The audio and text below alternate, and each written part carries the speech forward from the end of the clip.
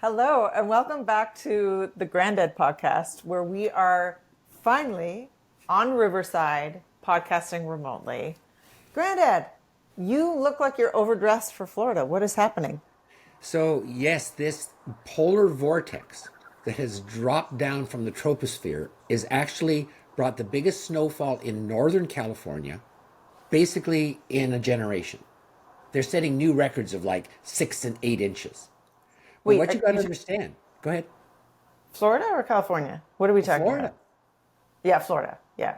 Oh, yeah, because you're in the middle of it and we're at the edge of it. But, for your audience to realize, and I've had to learn this too as someone who has moved to Florida, Florida's a really long peninsula.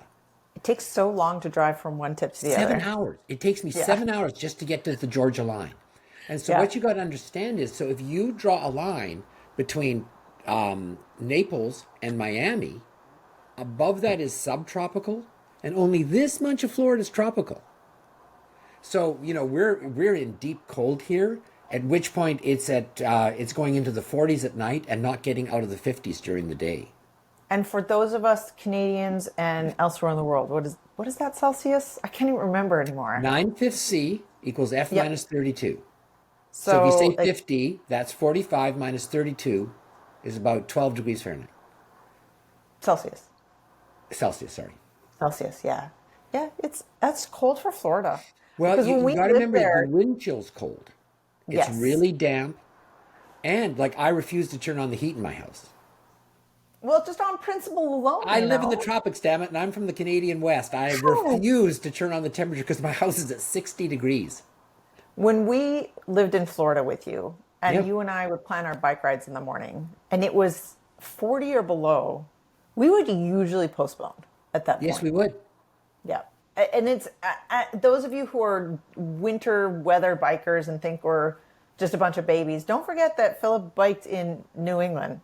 So what's the difference there? Why would you bike in New England, but you won't bike in Florida at that temperature?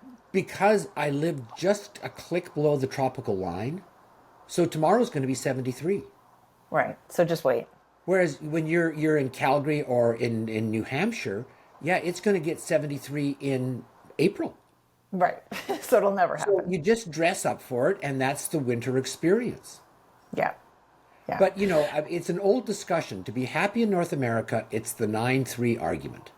You can spend 9 months of summer up north and 3 months of winter down south, or you can flip it. You guys are the combination. If you only got one place, you would do what you guys have. Absolutely. And we keep because we're obviously affected by this cold front too. Oof. We've done this is our third winter here, and we've had nothing like this. We're Canadians, so we're used to it being really cold and much colder than this. But the difference is that we can't get warm when we come inside because we live in an old farmhouse, and frankly, everyone lives in an old farmhouse here. It's been hectic. I mean, I'm going to be posting, or I maybe have posted already, depending on the timing, a day in the life, but like a day in the life that's very unusual because we woke up and it was 5 degrees Fahrenheit, which is around negative 15, I think, Celsius, something like that. And it was almost comparable inside.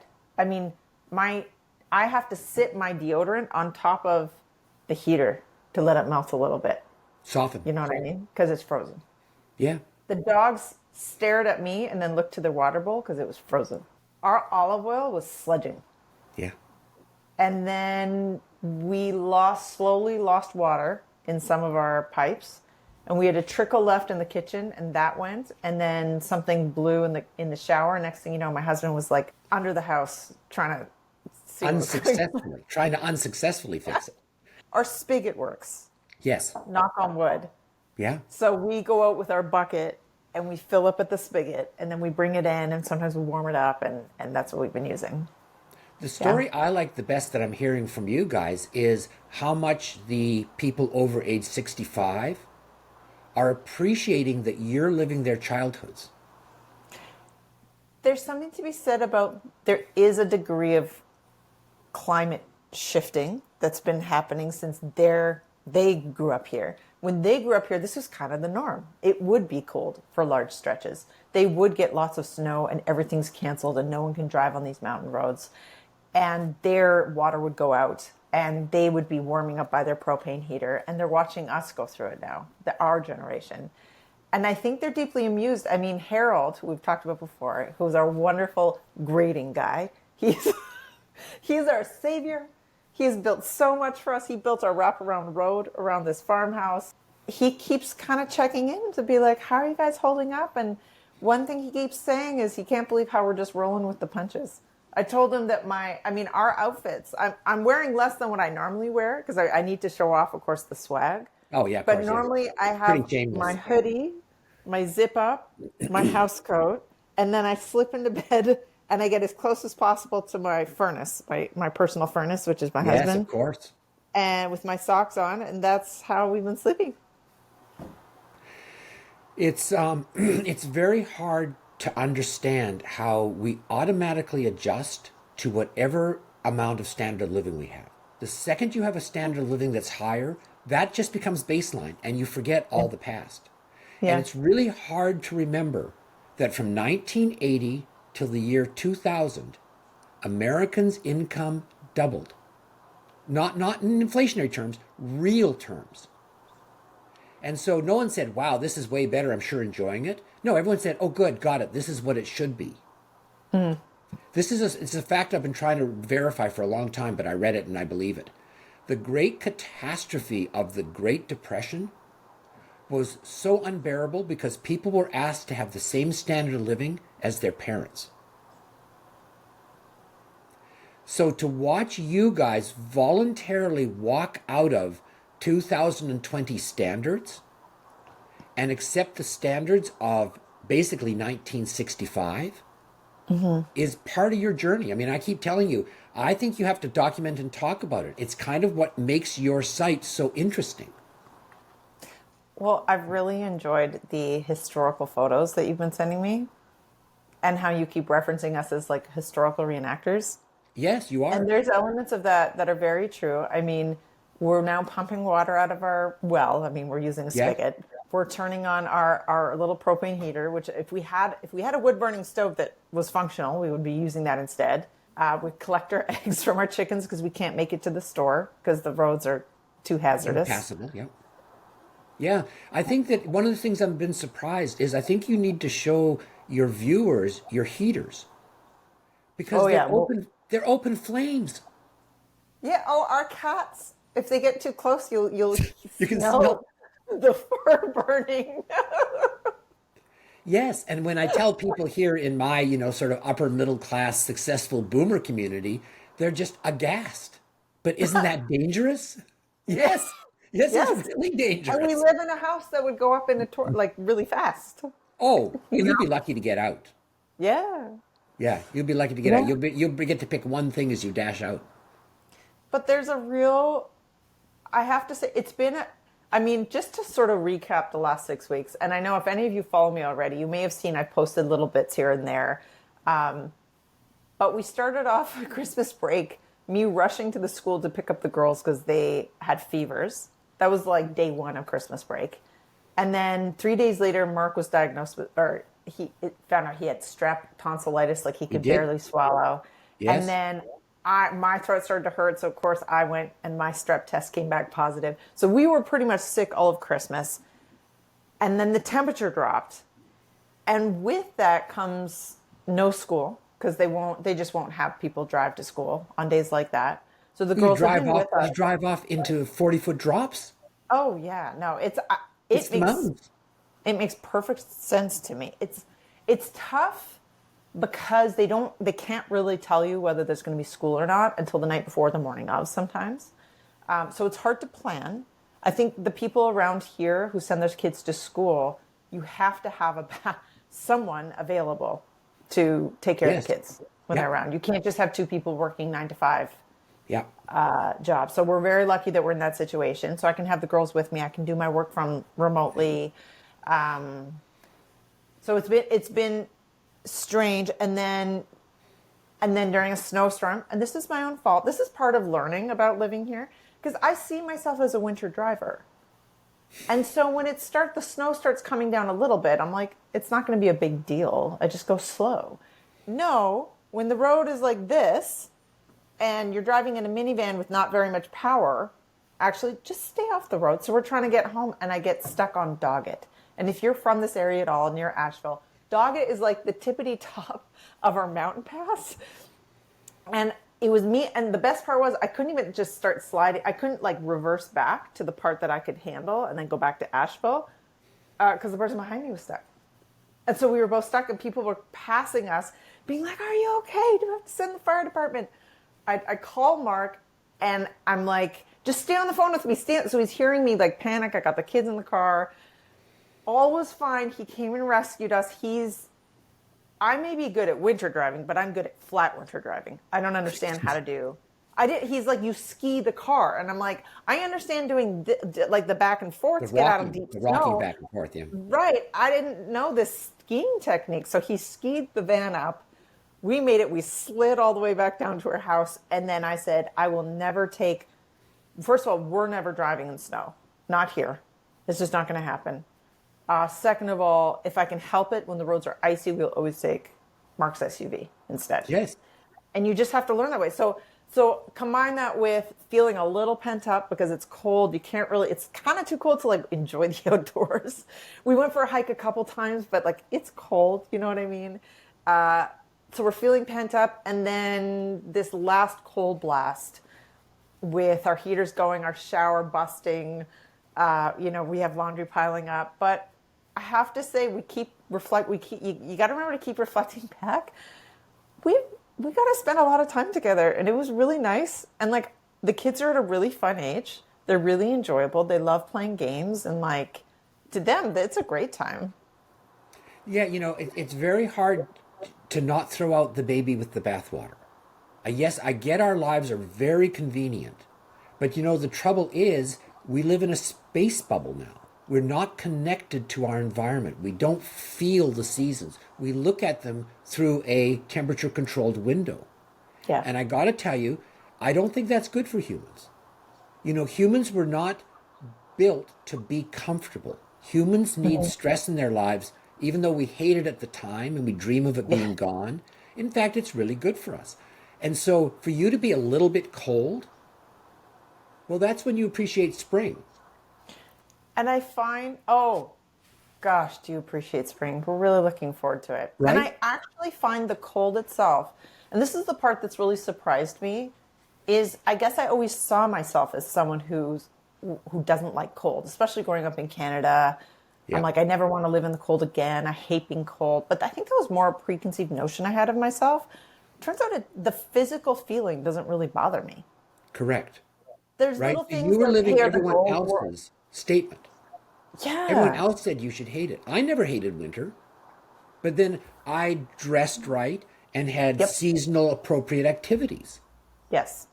So part of you, I would guess, and this is the first time I've asked you, but part of me guesses you're really enjoying watching your animals deal with it. The animals are so funny. The Right? birds have discovered little pockets around the house that leak heat. That's how you place the Zushi patch. You look out the window and they'll all just stare at you from there.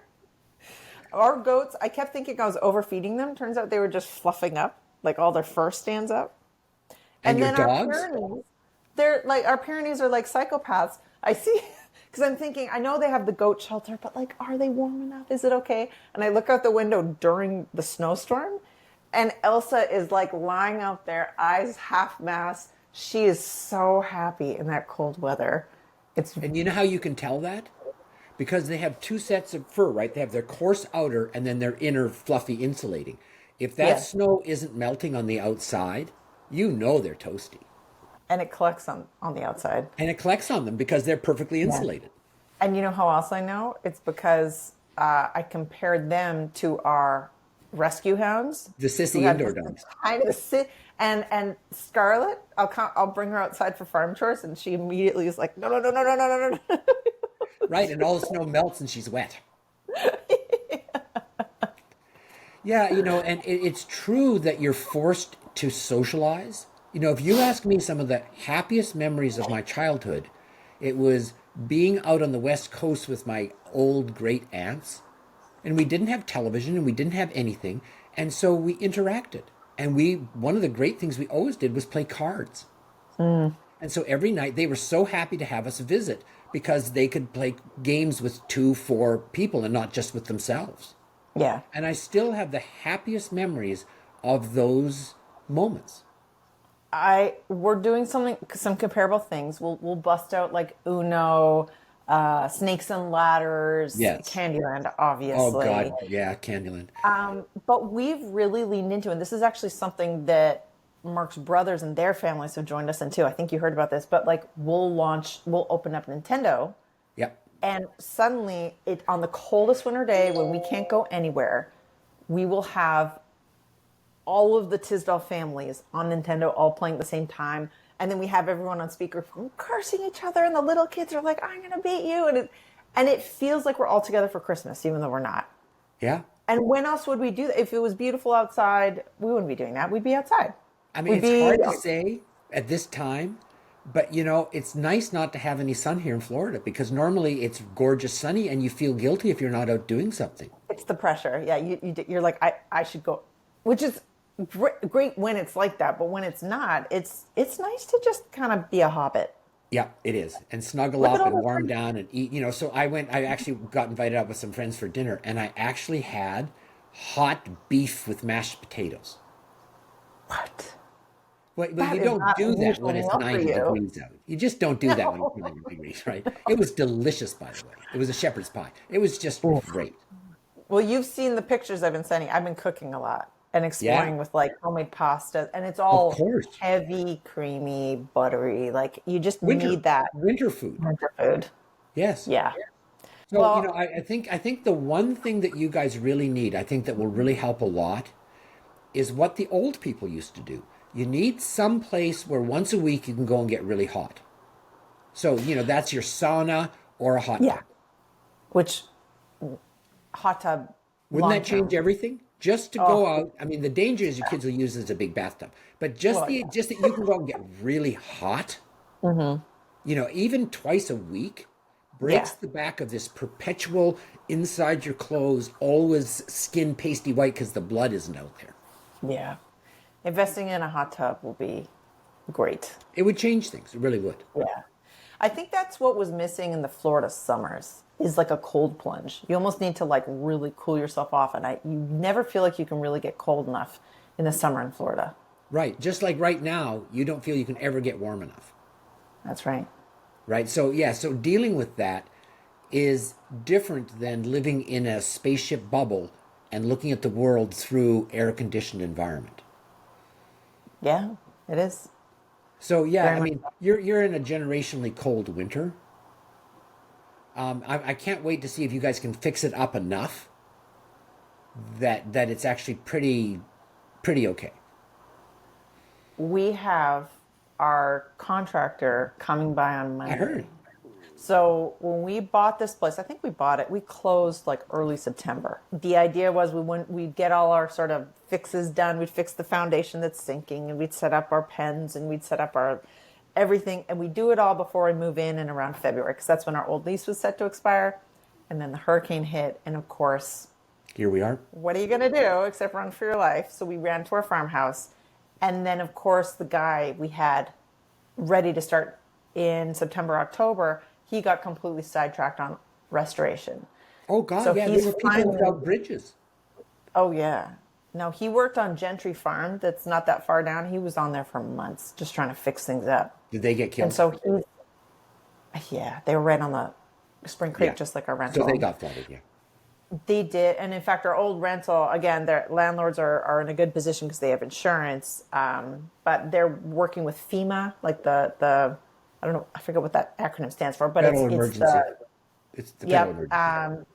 and they still haven't gotten a lot of the cleanup done that they Oh needed, but wow. yeah, Yeah. Wow. yeah. Yeah, that's a lot of months. But he's coming Monday, and we'll kind of see what his timeline is going to be and what we can do. And we don't know how far we can go with this house until we find out how much it will cost us to fix what needs to be fixed. Correct. Yeah. That's going to be. We've been waiting a long time to find out what we actually bought. But having the opportunity to live here actually has been so good because it makes us realize what we really want and what we don't care about. Yes, isn't that right? Yeah. Yeah. I think that's why people do historical reenacting, is you realize it wasn't all bad. No. No, it wasn't. We may just stick with propane, to be honest. We may not get many splits. Well, but you haven't lived through a hot summer yet, We haven't. That's true. We'll right? find out. Right. Yeah. So you might find, but my bet is a fan will be fine. Because you guys aren't Florida. No. No, That's we're not. really punishing. Yeah. Yeah, we'll see. It's again, it's a relatively mild summer. We'll have about a month where air conditioning would be really nice, but I don't know how bad it'll be in this house. We'll find out. Yeah. Yeah. Yeah. Well, all that to be said, that's our. I mean, we haven't really It recorded sounds in a like we while. need to So catch up, right? we're catching up as we film this. But the topic we were going to talk about today is marriage. It And is. Granddad, I know you have so much to speak on about this. I helped care for your wife, my late mother-in-law, while we were in Florida. Mhm. But if it weren't for her passing, I mean, you guys would be what, like 50 years into? I mean, Yeah, we got married how in far 1980. married? We got married in 1980, and we'd sort of gone out for a couple of years before that. Yeah, yeah. So, Yeah. I think we need to start with this. The single most important thing in the happiness of your life is your marriage. And I'm a pathologist, so I classify and quantify everything. And, I would say somewhere between 2/3 and 3/4 of the happiness in your life is your marriage. If your business goes under and your daughter runs off with a tattooed biker and you break your leg, if your marriage yeah, is still good, you're still yeah, happy. yeah. And you could be a billionaire tech bro and divorced. And do any of us envy them? No, we don't. No, We don't. no. So why, when something is so central to our happiness, do we never talk about it? It's astonishing. It should be, right? It should be something you read about every. Think about how much we talk about investing money. The rules for investing haven't changed in 1,000 years, Allie. You But know, yet every week there's a new article on reinventing those 1,000 events. it's true. A lot of the talk I hear about marriage has more to do with divorce, and not just divorce, but all the like what you do once you've divorced. It's like, okay, well, And why did that what doesn't help me happened? during the marriage. What happened, right? Yeah. So that's my first observation. So, I'm in this really, upper middle class community of very successful people who come here for Florida for the winter. So, no surprise, there's a lot of really successful marriages here. And when I've tried to bring up the subject, this is my astounding conclusion. No one wants to talk about it. It's a really uncomfortable subject, and they offer you a couple of little platitudes that will basically telling me, I'm not going there. And so that actually becomes a discussion of, we'll talk about marriage. But first we should talk about, why doesn't anyone talk about marriage? We all love our children. We all know that this is central to their happiness. Why don't we spend a lifetime preparing them for this? I suppose even I don't really talk about marriage, even with my female friends. I find the only, because personally, and this is a very female thing, is that the way women tend to connect about their marriages and their husbands is to like joke or put down our husbands Correct. as a group, which So like I that's totally typical. get. It's Guys like a understand that doesn't hurt their feelings ever. right. I'm just not really into it, and I don't find it very interesting, so I don't really do it. But that's it. That's all we kind of get. We don't talk about. It's almost like we're scared that if we open up too much about our own personal experience, we'll be inviting other people into the bedroom, or we'll be invited. Suddenly they'll know. So when we see them next, they know these secrets about us, or they So have an yes, so I insight think into us. I think that's true, right? So here's my Yeah. take on it. First of all, it involves sexuality. I mean, marriage is this relationship, but it's the only one with sexuality in it. And we need to stop and take that aside as a separate discussion. When you're discussing sexuality with a pathologist, you have to understand it gets lumped as one of the 5 major appetites. So we've got to talk about what are appetites in physiology. Right. It's not a taboo to you. It's just like one of several Yeah, but it's an appetites. Where important for us, it's like, physiology. yeah, Like when I go to teach an organ system, I always start a chapter on anatomy, physiology. Because whatever else you want to do, the heart's not going to fly. The heart is a pump, and these are the parameters of its design. So that's all you can expect of it. First we start with reality, and then we can talk about the human psychosocial cultural overlay. So when we talk about marriage, we have to talk about this relationship that is always and ever built on sexuality. And we start sexuality with our structure function bit, which is it's an appetite. And what is an appetite? Now all of a sudden that gets better, right? An appetite is a core part of our physical design that does this. right. And you can ignore it until it takes over every single waking moment of your thought. Man, if you go without water, I promise you at the end of All a you can hot think day, about. I'll think about us drinking water. Yeah. So what are the core appetites? Obviously eating, drinking, Yeah. thirst. If you haven't eaten and you get hungry, I promise you by 3 days later, all you think about is what you can eat. It's an Yeah. appetite, right? Bowel movements. Man, Yeah. if you're holding back a BM, boy, I'll tell you, after a few hours, that's all you're thinking about. Yeah. Urination. Man, you're holding that bladder. Sleep. Yeah. But remember, after you requite it, boom, it ceases to exist. Yeah. You don't have a little bit of hunger. Nope, I'm satiety. Don't take the food away. I'm not thinking about food anymore. But guess what happens? Eat.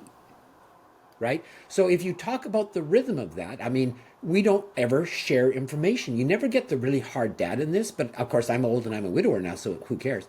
So, one of the interesting things in my marriage was I was on a 3-day cycle and my wife was on a 4-day cycle.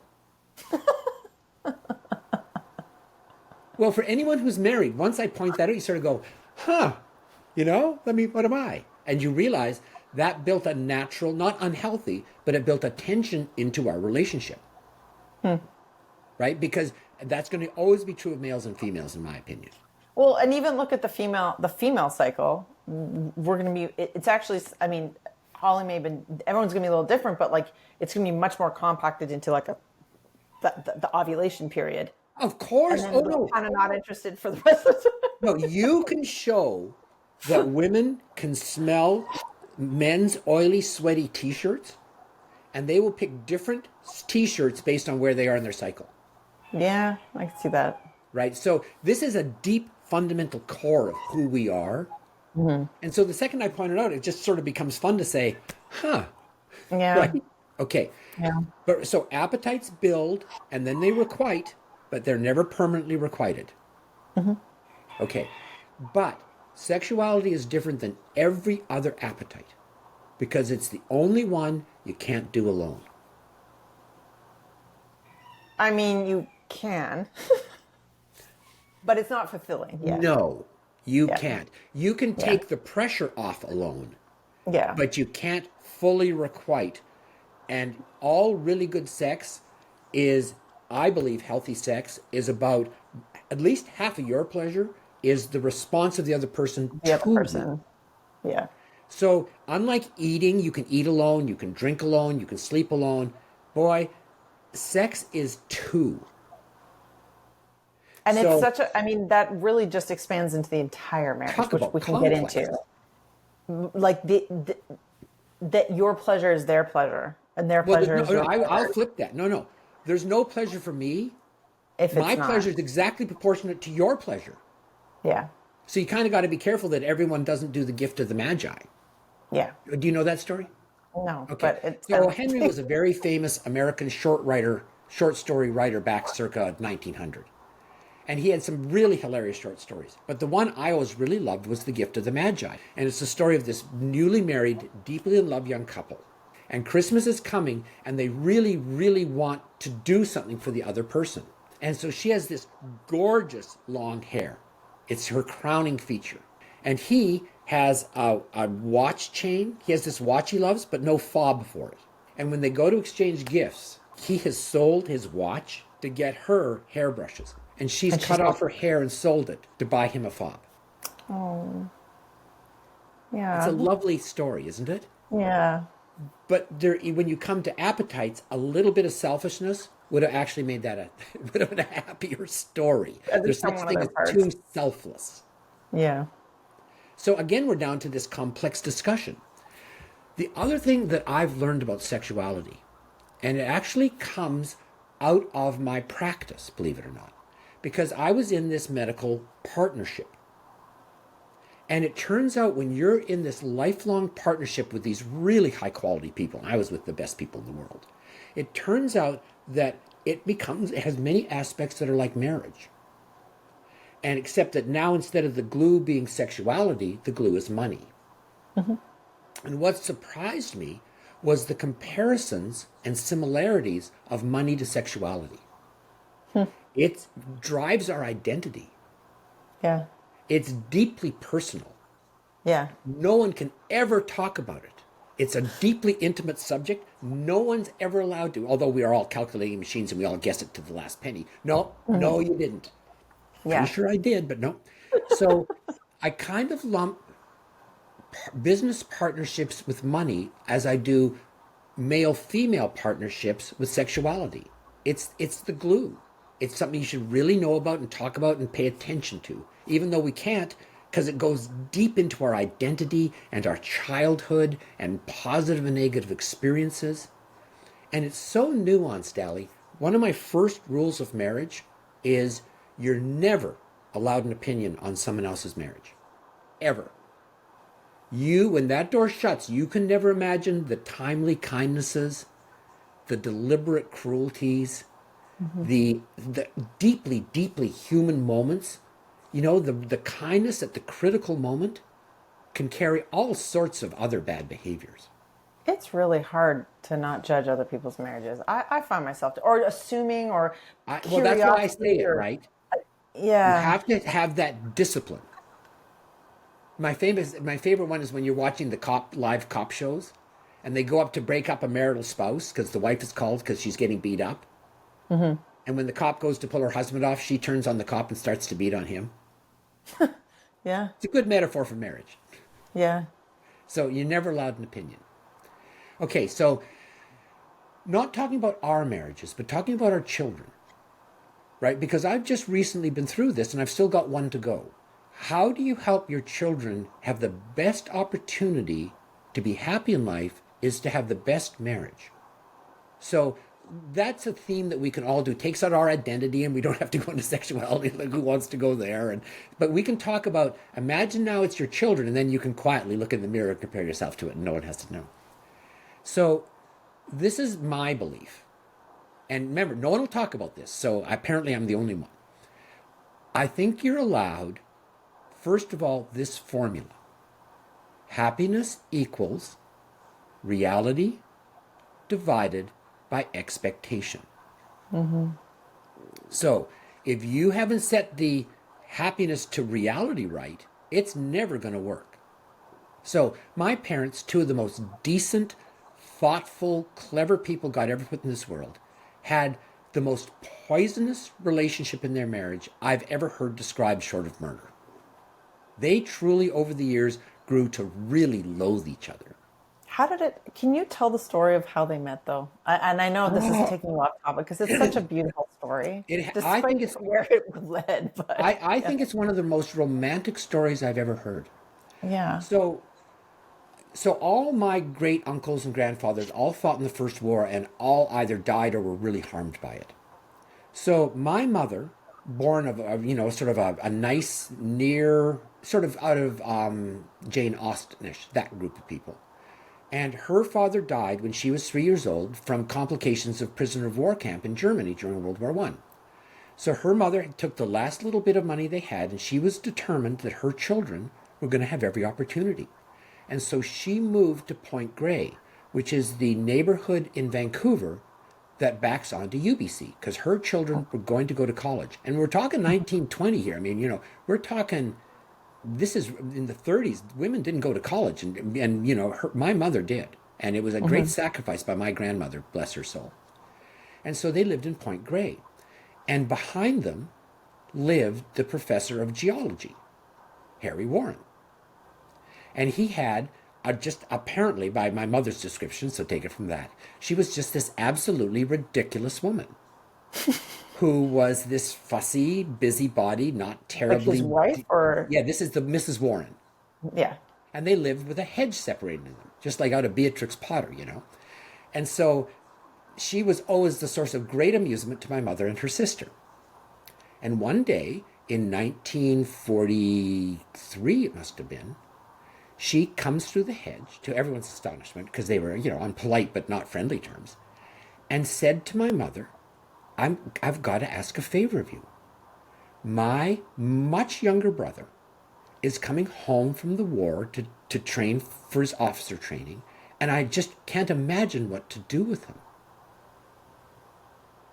And my mother was sitting there like a deer in the headlights. Well, what did you want me to do? She said, well, I was hoping you could do something with him because you're both of an age. And my mother, being with good manners, said, well, certainly I'll be happy to. And she and my aunt apparently just died peals of laughter, trying to imagine what dumpy, little, fussy chubbo was going to come through the hedge. Like Mr. Collins. Is it Mr. Collins from Pride and Prejudice? That's Absolutely. probably what they were picturing. Straight out of Pride and Prejudice.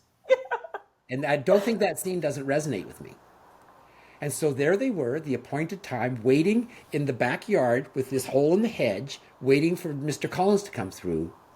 And she said, in walked the most handsome, smiley, bronzed Apollo God ever put on this earth. And 3 weeks later, they were married. And their entire marriage consisted of 3 days and the train ride all the way across Canada to Ontario, where he disembarked to go to war. I have chills. Yeah. So now let's fast forward to marriage. And 2 years later, Is this the ring? that's her engagement ring. That's her engagement ring. Yeah. And 2 years later, she's waiting for this husband to come home that she has spent exactly 3 weeks with. I wonder what I bought. Yeah. Except all these guys have PTSD, right? But no one cared back in those days. It wasn't a thing. No. So the next thing you know, she and this complete stranger with whom she had a 3-week whirlwind roll in the hay with on a train across Canada are forming a life together. And it didn't work. Yeah. But they wouldn't quit. No, and in fact, they created. There was a divide amongst you and your SIDS. They took that poison straight into the family. Yeah. It sort of formed my opinion. You can live too long and destroy a lifetime of goodwill in the last 5 years, which is what they did. But nonetheless, so I sort of grew up with this, happiness equals reality divided by expectation. My opinion of marriage was it was a poisonous relationship with two people designed by society for raising children. I've never even put that into context. Like, I know that story of your parents. Yeah. And the fact that they had this volatile relationship afterwards. I never even thought what that would have done for you and your perspective on marriage going into it. Oh, it was so awful. Even when I was in high school, and I'm the youngest, when I was in high school, I used to say to my mother, would you please go back to Vancouver? Don't stay for me. I'll come join you later. Just go. You've done your duty. We're all grown. We're all fine. Yeah. You don't owe the world anything. And remember, I'm not saying divorce because that wasn't in their generation. Yeah. But, even if you go to the New Live your Testament, life. Yeah. well, even the Bible has advice on this from St. Paul. St. Paul said, well, if you don't get along, then live apart. Which is pretty smart advice. You can send your husband to camp. That all sensible societies have camp for the guys. Yeah. For that very reason, Allie. Yeah. You don't have to break up the family. You just manage the problem. Okay. So I had extremely low expectations out of marriage. So guess how I view my marriage? It was a brilliant success. I had I thought it was going to be. Remember Robin Williams, the comedian? Well, he had 3 marriages, and he had the funniest comment ever. He said, marriage, he said, yeah, find a woman you hate and buy her a house.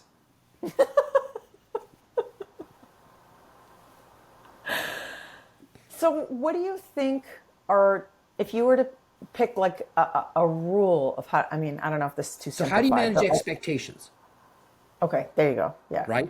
So this is my rule of three. You have to pick the top three things you have in a spouse, and do you get a four? That's right. So if you wanted, beautiful and rich, you don't get smart. You can't complain later that it's not the smartest person in the world. So you better be serious about your three. Or you want them loyal, Then don't complain if they're a successful, little fun chubby, hard. Yeah. right? You can't, if you pick your three, that's the deal. So then what would you say if you discover later, because this is, I mean, how many marriages end up in divorce? 50% in Yeah, it's the US? trickier than you see. You need to restate the statistics and say how many first marriages end in divorce. Okay. Because it turns out a lot of the divorces are second divorces. Okay. So that's not Yeah. quite what we mean. How many first No. divorces? Yeah. It's got as high as a third. It's dropping now, actually. But that's mostly because no one's getting married. Well, Yeah. yeah. So, I mean, what would be your advice then if you recognize that you picked wrong? And let's say, and it's not, you're not just two dinks where like, it's Yeah. going to really hurt, but all we're doing is dividing assets. Yeah. Okay, well Okay, now so you have kids, now you have a life, now you have your sure. community. So two thoughts on that. Yeah. Okay. And we're taking off really bad things like addiction and felony and And all. We're beating taking that them off the table. We're and just assuming you're yeah. two normal, happy people. Yeah. That you always have to start with were there children or not. Yeah. Because if there's children, they actually don't care whether your marriage is good or not. So all this thing, oh, we did it for the children. No, you didn't. They Until don't they're, I care. mean, as per your example, until they're older and kind of recognize what Actually, the that's not situation true. is. My experience is the older they get, the more you become a role model to them. Then what would you say? Because you gave the example of you, but you asked your mom to leave. Well, I Oh, it suppose was that's not so really forced. poisonous, Allie. They made each Yeah. other so unhappy. And it wasn't volatile emotional. It was all English stilettos and ice cubes and frosties. It was just miserable. They made each other miserable. There was no But reason for it. would you say that would be like an example of where it's appropriate, where the kids are all older? But they It's don't have that to bad. divorce is my point. Just Oh, just yeah. have two places, Just manage the problem. right? Just have two places. Yeah. And if they're both a little meaner than the one nice place, well, it's probably worth it. That's the oldest joke in the world, right? Why is divorce so expensive? Well, you get what you pay for. Yeah. So my point being, so just learn to lower your standard of living and have your independence. And then you can show up for weddings and baptisms and funerals and manage the problem. So then I would ask, because I'm very much an advocate of like, and I'll just put it out there. Maybe I'm a little bit conservative in this way, but like, no, once you're married, you're married.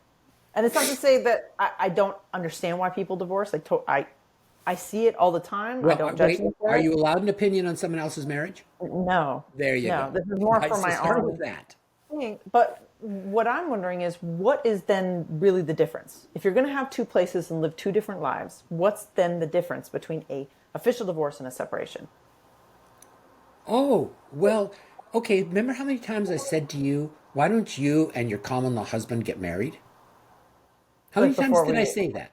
I Like was every going time we to met for years, right? we, for context, we started dating when we were 21 and we didn't actually get married till we were 28. And remember, I said to you, you're married emotionally, whether you use the technical religious civil term or not. All you've done is made it, you think you've got a little way out. You haven't quite committed, but actually you had. It was just dishonest. And no one knows how to deal with you. But boy, we deeply interact with our community. You can't just blow off your community. You are your community and your cousins and your mom and dad. You are woven into the fabric of a culture. Yeah. And so you can't just say, oh, well, you just can't, right?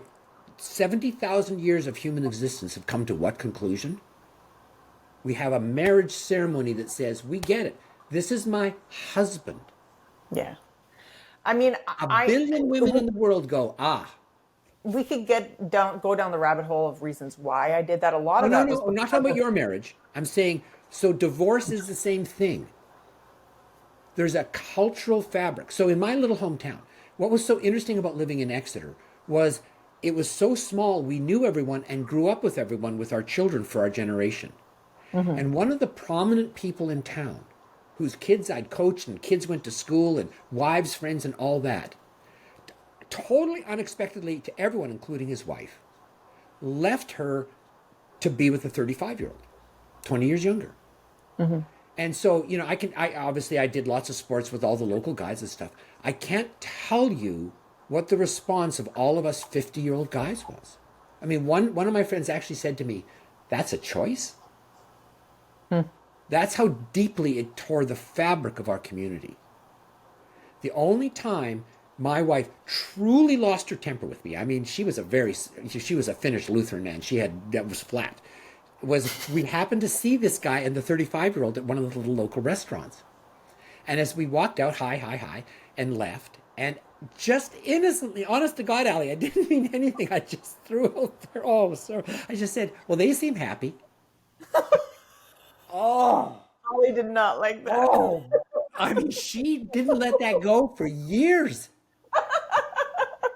It was like, talk about, if I could just rewind the tape, if I could, oh, that was, wow, what happened there? So, Uh, no man is an island, but a part of the whole. so by actually making it an official divorce, you're signaling to the community that there is a split. Whereas, oh no, he's just at the. And one, it's like saying he's my husband. Nothing more needs to be said.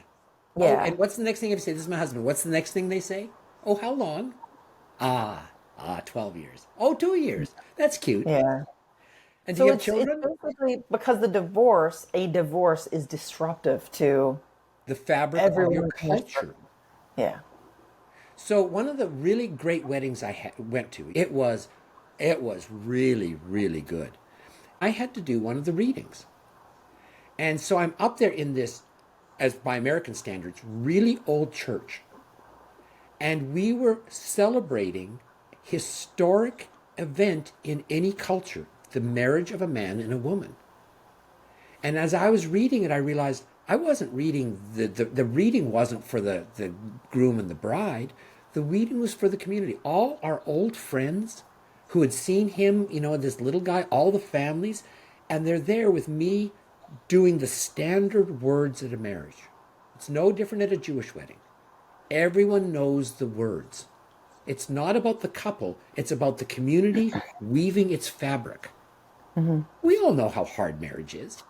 What do you think? We don't all know that. So just manage the problem, would you? What, you mean you get to quit? Um, I think that's what a lot of society is saying. I agree. And how's it going? If you go do the studies, and there's lots of them, if you go do the studies for people who divorced without cause, adultery, don't got it. Adultery, got it. My wife would have killed me and then divorced me. Um, if you go back, the last study I read, they went back after 7 years, and 80% of the people said divorce was a mistake. The problem was me, not the marriage. And I regret it, and I'm much less happy now for having done it. Yeah. So, yeah, if you said to me, how, we sort of slid by, you get the three when you're making your marriage, then your question is now much more, how do you keep it going? Yeah. And all I can tell you is this: the answer is just don't quit. And there's nothing that irritates me more based on my experience. And remember, I came from this little town, so I got to witness a dozen marriages up close for a long time. You know, I didn't know whether they were happy or not. You're not allowed an opinion. Hmm. But these people didn't quit. Don't quit and manage the problem. I think those Yeah. are, yeah. Because And no, again, nothing as you put aggravates it, me more, Ali, than this pop psychology. Oh, you need to communicate. I don't know anyone who can communicate. You I can mean, we just try. have that big steaming mess on the floor, and you can step over it for 20 years. Uh, I mean, you know, your son, my husband, I don't think he would step over anything. But again, that's a particular type of marriage. But again, that's was that one of the three? Was that one of the Yeah, three criteria? Was it for someone him. who would not step over things Sorry, one of the three criteria for him, I'd when you were say, picking? no, when he was picking, was Yeah. that someone is who will not step over it, basically, if that Right. makes sense. Yes, and you know Yeah. why? Because he saw it in his parents' marriage, Oh, right? I mean, she came from a Finnish Lutheran culture. I mean, yeah, talk about the driest people in the world. One of my friends yeah. was in Helsinki and he came back. He said, "Man, the bus ride," he said, it was like they were all going to a group proctoscopic exam. Just these completely, Flat. yes. And that was, we didn't communicate well at all in my marriage, at all. And so what we would do to message each other is we were allowed to put things up on the fridge door. And the rule was you could be offended, but you couldn't take it down. And so you should know this because I owe you this. I kept them all. I've got them all in a binder. And one of the things I owe you, and I have to live long enough to do it, is I'm going to go through and as best I can tell you what that meant. And one of the things I really miss in your mother-in-law is she should have dibs on saying what she thought was going on. Because you're going to get my highly biased, well, here's innocent, perfect me, and look what the witch did. Yeah. But yes, so I've got, and I'm going to call it Marriage on a Refrigerator Door. That would actually make a really nice like coffee table book almost. You could, Yeah. yeah. Yeah, and just going through and explaining. So, Do you know you what her know, first one was? Ready for her first one? Her first one was the purpose of adults is not that they make children, but the children make adults. No, well, I mean, when we cut off things that were really what was on oh, our things heart that and you mind. find. That was Gotcha. the total change in our lives with our first baby. Yeah. Yeah, sure does. Yeah. So No. marriage on a refrigerator door. Yeah, I do owe Yeah. you that. Yeah, that's good. And I guess, the other aspect of this marriage talk that I'd love to get your perspective on is, and we sort of touched base a little bit about this before when we were talking about our infertility struggles and how Oh, women are choosing to have kids later in life, oof. and how there's this cultural push for women to get a career first, to make sure they really get like the exact guy they want, but tons of women are having babies in their 40s, so it's totally fine. I think that's really unrealistic. I think they're completely ignoring our biological clocks. It's TikTok. not that you can't have a baby in your 40s, although I can't, but it's not that everyone can't. It's not that you can't get married later in life. It's not that you should panic if you haven't settled by 35. Well, panicking is the wrong TikTok. thing. No, You I drive literally off mean the panic fertility because cliff that's at what some 35. people do. No, everyone But does. it's people deliberately pushing out marriage, which I did too. And I mean, I did want to get into that a little bit because I think a big reason why we didn't is from my perspective. And again, if Mark had proposed, I think I would have just, even after the first like few months, I think I probably would have said yes. But it had been drilled in my mind by my family that, well, you get married around like 30 or older. Yeah, And I so think when that's a I was one mistake. of the few amongst like my mother and sisters, they all got married 30 to 36.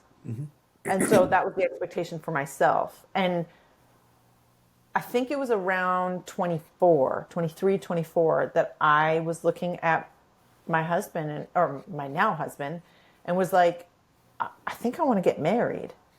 But I had this voice in my head that like, well, what's the rush? And you're in law school still, and you should focus on blah blah blah blah blah. And then I can't really speak for Mark. I don't really know why there was really on his side. A lot of it, I think, is like we were so wrapped up in society and what they were telling us rather than like what our hearts were telling us what we wanted to do. In many ways, Yeah, I don't know. so, I feel I teach medical students, right? Thousands and thousands of medical students, and half of them are women. And you can imagine, you do your science degree and then med school and then you write your exams. So these young adults are all sort of 25 to early 30s. And, I look at the women and, I teach infertility. It's part of teaching pathology. And one of the funniest things and believe it, and as you know, I use you as my first, I do patient-centered teaching. So I start with you, right? Mhm. This 28-year-old woman comes, she's been married now for a year, and she says, I'm not pregnant. Should I work it up? And then I turn to the class and go, well, and this guy started to talk to the woman beside him, and she turned on him just viciously, went, all the women were leaning forward in the chairs, and all the guys were just as usual. Yeah. And so, yeah, I can go into any classroom of my medical students and go, tick tock, ladies, and you'll see they all just like pointer dogs need to Well, talk about this. especially med students because they have so much schooling to go through. Oh, they're And just getting started and call. I mean, their plan probably is to have a career before they get married. Certainly Yeah, the pre-med students I was with when I was in yes. college. Yeah. So one of the yes. So the answer is yes. You should get it worked up, and that was the start of your adventure. Your peak fertility for women is probably 18, and it doesn't get better. And then it really starts. The curve starts to really drop in the mid 30s. Yeah. And what is 70% of your happiness in life? Your marriage. Or marriage. Well, Yeah. so I deal with all these women, and here's the answer, Allie. There isn't one. Quick thinking there's an answer. My best friend in residency when I got back to Calgary was my friend Trudy. And, we were really tight. And what was so extraordinary about it was we were in the same place in our residency. So we were professional colleagues, but she and Holly were domestic friends. And we got pregnant at the same time and delivered at the same time. And then Trudy did her maternity leave. And so the whole thing, let's say it was 6 months between being a hippopotamus and delivering and, getting, stopping having milk, make everything a mess. And all the while, I was working the professional side, and your mother-in-law was having her baby. And Trudy was both. Mm-hmm. And so she was 2/3 a pathology resident and 2/3 a young mom. You just gotta How'd that you work just gotta out? make it work. Make It it didn't work, I work. think is the No, theme. it didn't work. Oh. Okay. I can remember she lost her temper with me once when I knew something she didn't. I looked at her and said, Trudy, so you think I'm so stupid you could be gone for 6 months and I wouldn't keep moving forward? And she would just tell me how she yearned to be home with that baby and her husband. Mm. So, we used a different language back in the day, but so it's 1976. I'm probably one of the first classes that was 50-50 men and women. So that we grew up in that world. That was nothing to us. But I can remember they actually had a conference. I remember walking through class. They had this conference and it was titled, Who Will Be the Wives for the Female Doctors? And I think that's actually right. What I would say now is who will do the home care and who will be the wage earner? I think it's actually changed the word slightly, and I think it's a really good question. I think there is an answer, and now we're back to marriage. And now we're back to this question I think you have to ask yourself. After you've picked your three things, and happiness equals, the question is this: why are you getting married? Are you getting married because it's this personal, deep connection? Or are you getting married to have a family? And they're really different, Allie. They If are you're different. marrying someone you really enjoy a partnership with, Yeah. children will come out of the expression of your reciprocal love. Yeah. If you're getting married to have children, love will come out of the shared joy in the children you create. So neither are wrong. They're Oh, just God, different. no. Yeah. Oh, no, no, no, no. Neither wrong. But you should be clear why you're getting married. And so what I would say to women, my women medical students, and what I say to them is, you might be looking for Mr. Right. There's nothing wrong with Mr. Right now. You can settle. Whoever said settling's a bad thing, no, it's not. Because what you'll find is when you've got those two little babies and this is your partner, you will learn to love that partner because the two of you love those creatures. Yeah. But if you truly love each other, after a few years, you'll say, out of our love, let's have children. It's a Yeah. deeply human thing. So I don't think there's a right or wrong, but you should be clear in your mind. If you thought you were marrying Mr. Wonderful and he thought he was marrying children, that's a problem. That's not Yeah. healthy. I think I think we got married for the because we really wanted to be together. We knew we Yes. wanted And kids. what naturally flowed out of that, Allie? Kids. Yeah. Yeah. You know, your mother-in-law and I, we got married to have family. Yeah. And what flowed out of that? Love. Yeah, a lot. Yeah. You miss many things when you're a widow or widower, but without a doubt, what's irreplaceable is you've got these creatures that you created, and the only other person that gets it and feels as deeply as you, that's only the other partner in that, Yeah. right? So, how much joy do you and Mark look at your little twins? We probably give each other a look Yeah. about our kids more Yeah. often than we actually speak. Yes. Right? And so here's the hard part about marriage. And when you're talking about will my marriage work or not, you know, my comment is just don't quit.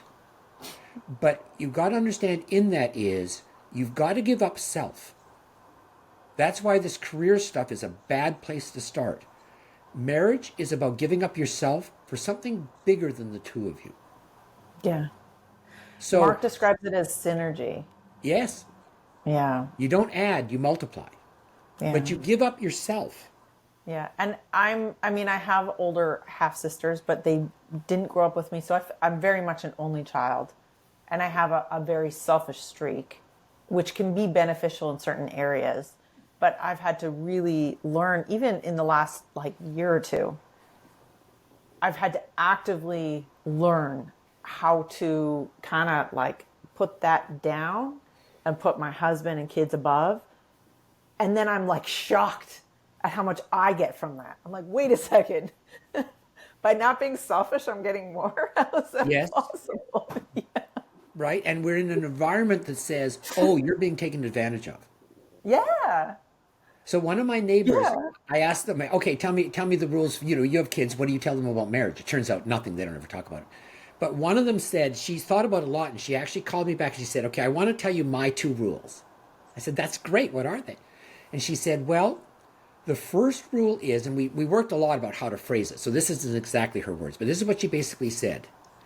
If you find yourself counting who's doing the share of the work, that's a failed marriage. Yeah. No, you just, if there's something to be done, you just do it. It's not about Yeah. you, it's about the larger project. Yeah. If you And in start fact, saying, oh, you didn't, it's your turn. So I used to say in my professional practice, right, our partnership works because we all do 60% of the work. yeah. I liked that a lot. And that's a good That's way of really measuring. Have you given, are you resentful that your spouse isn't doing their share? You haven't given yourself up. You're holding something Yeah, back that's me, right? absolutely. And the And the second thing she, more, oh, sorry, I just to add, come like the in, more you do for that other person, you're not usually the more you get you're back. not doing it Like, for the other person. You're doing or it for the like the group. more for the group, the more you do for the group, the more you get back for sure. Yeah. But you can't look at it directly. If you start measuring, really unhealthy. Yeah. Nothing's ever equal. And then the other thing she said was, we talked around about it a lot because she was just talking about impressions, so getting the words is hard. But she's finally summarized it in this story. She won a nice award in her hospital. And when it was awarded, she happened to look out in the audience, and her husband had given up something she knew was absolutely mandatory he had to be at. He just quietly slipped away and been there for her to get it. And now, 30 years later, she still talks about how much that meant to her. Wow. So we need to find a little phrase to capture that idea that you don't doubt your importance to that other person. And you know, one of the corollaries of that I think is paradoxical but true, the opposite of love isn't hate. It's indifference. Indifference. Yeah. So, you know, sometimes when you're seeing fighting is actually a sign of health because there's trust and emotional involvement. Yeah. Granddad, any other sort of last points about marriage that you wanted to get out there? It's most of your happiness in life. Yeah. You only get three things. Oh, Don't I thought you complain were about to about say the we rest. only get three marriages. No, you only get three things. You only get three features. So for my wife, it was she had to want a family. She had to have the greatest legs God ever put on any woman in the history of the world. And the final one is I like to make her laugh, and she thought I was funny. So That's those a are good my one. three. And if she Yeah. sort of picked at her teeth, gotta just let that go. Yeah. Yeah, that's a good one for sure. Oof. Honestly, I don't even know if I really, in this moment, can really define mine. I certainly, I like that he makes me laugh. If he wasn't funny, I wouldn't be that into it, Okay, honestly. but one couple I was talking to, Allie, one couple she said, I never understand his jokes. He goes, yeah, I always have to explain them. And I Then looked at that's it and said, not but their no top. joke survives explanation. Yeah, I And know. yet they're But very that's not a happily married. priority. Yeah, that's not a priority So for them. so you got to pick your three is my point. Yeah. No, that is one for me for sure. The other one is the trust that I can really lean on them. Absolutely. I think everyone's got to put a trust loyalty in the top three. Some I don't know how form you of get it. away from that, I want to when I'm stuck at the top of dog it, I want to know he's going to come. right? Yeah. Yeah. So when I say wanted family, that captures a big term of trust, loyalty, commitment, something bigger than me, right? Yeah. I never Yeah. never thought about that ever. I'm really grateful that he wanted a family and kids. I don't know that that would have been a deal breaker for me. I don't know what my third one is. I got to be honest. Well, that's what's really fun to do. Yeah. Oh, I mean, I think I do for you. I actually Yeah. I do. I Help me think with that this. I don't know if you could have expressed it at the time, but just for you to Yeah. think about is you are a very chameleon person. So whatever environment you're in, you become that. Yeah. He's not. He is the North Star. He has his rules, his life. This is my code. I will die over it. This is very straightforward, right? Yeah. But that goes to like trust in knowing that he's going to be like he's going to be he's going to be there and he's going to be that Yeah, version but of it's going to himself be no matter that what. when you get there. Yes. I mean, Always. he has a code, Yeah, he does. and it He allows will die you. on that hill. And in the midst of our fights, that drives me crazy. But upon reflection, I'm so grateful for it. It's very Truly. good for you. Other people might Yeah. not need it. Other people might Yep. find it domineering and opinionated, Right. Yeah, right? So for again, sure. those three are very personal. Yeah. They really are. But again, how do you know you're being honest with yourself? How do you know? Well, I would argue that's you got to find someone in your life that you totally trust that'll hold a mirror up to you. Yeah. So what I do for all you guys is whenever you want to talk about something, all I ever do is repeat your questions back to you. Because when you hear yourself explain your position, Yeah. that's all you really need in life. You just need a sympathetic ear that's going to be honest, and then you need to hear yourself explain it. Yeah. That's to me, that's really helpful. Yeah. It And is. by the way, your mother-in-law You're, was really good at that.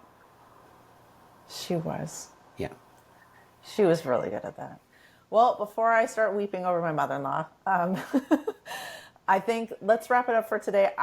One topic, actually, I haven't even run by you that some of the our followers have asked me to talk about. Oh, I have referenced my carnivore diet a lot, oh, and that I'm like, I'm trying to figure it out. Blah blah blah blah. Diet. Well, you and I have talked about diet. We've talked about eating. We've talked about consumption. We've talked about disease with eating. I think that would be a really interesting subject, especially since we now have me and our business Mark Clauser. partner, Mark Clauser. We have so many people in our circles And I've been that through have it, right? I mean, I gained 20 pounds through your mother-in-law's illness, and I've changed my whole relationship to food since that. our relationships to food, our bodies and how they respond to food. I think that would be a really interesting subject, especially given the disease state that I appear to be in and our friends appear to be in, Yes. as well as like your medical expertise. So, Yeah, and you know and what's going to be funny about that? We're going to have to start with talking about what is a disease. yeah, very much That's so. not a simple. That's not a simple discussion. No, and We'll I'll start. even Maybe open we up. should start with that, right? Let's talk about what is the definition of a disease state. Absolutely. I'm happy to talk about my issues. I'm also happy to talk about the fact that I had an eating disorder 20 years ago. Like we Oh can yeah, talk yeah. about mental disease too Lots of and, us and do. relationships. There's a It's lot to so cover. common. You don't. No one needs to make an apology for it. No, yeah, Good. exactly. Sure, I'd like to do that. Yeah, wouldn't that be fun? So, if any of you guys watching today really liked what we talked about, if you're interested in hearing more about the subject that we'll talk about next time, if you like anything to do with any of the posts you've seen of mine, so hobby farming, rescuing, homesteading, farmhouse renos, Western North Carolina, what else, Granddad? Anything else that I'm missing? No, I mean, I think that's about you. Raising twins. Raising twins. Now that we've set up Riverside and we know how to do this, we'll be doing more of them. Hit that subscribe button.